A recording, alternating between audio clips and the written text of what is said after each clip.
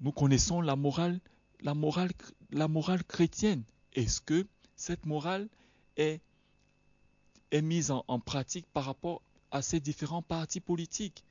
Voilà aussi d'autres questions. Vous voyez, c'est très difficile et c'est un sujet vraiment délicat. Parler de Jésus en politique.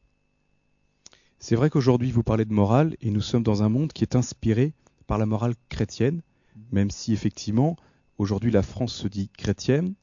Nous sommes vraiment inspirés par cette morale.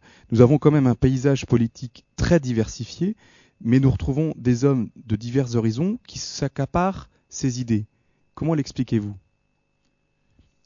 Ce que je voudrais vous dire, Christian, le problème de morale, c'est un problème important. Il existe une morale politique.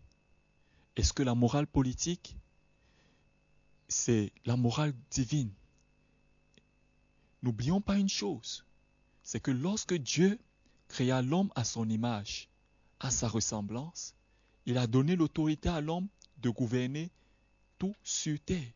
Il a donné à l'homme un pouvoir politique. Mais ce pouvoir politique n'est pas sujet à faire du n'importe quoi. Lorsque Dieu donne le pouvoir politique à l'homme de gouverner les plantes, de gouverner les animaux, tout ce qui est sur terre, ça ne veut pas dire que l'homme a un pouvoir au-dessus de Dieu. Dieu est à la base de tout. Notre conscience nous juge lorsque nous faisons du mal. Lorsque nous pratiquons un péché, notre conscience nous juge. Donc maintenant, faut-il faire passer les lois contraires à la morale divine? Faut-il faire passer des lois contraires au plan de Dieu pour l'homme de vivre heureux sur terre? Voilà autant de questions qui restent sur le plateau.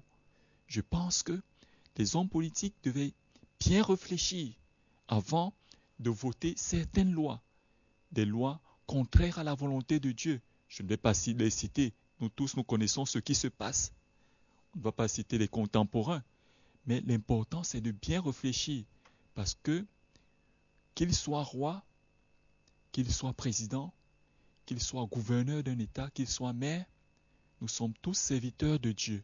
Et nous aurons des comptes à rendre à Dieu par rapport à toutes les décisions que nous prenons pour notre pays, à toutes les décisions que nous prenons pour notre nation, à toutes les décisions que nous prenons pour diriger notre société.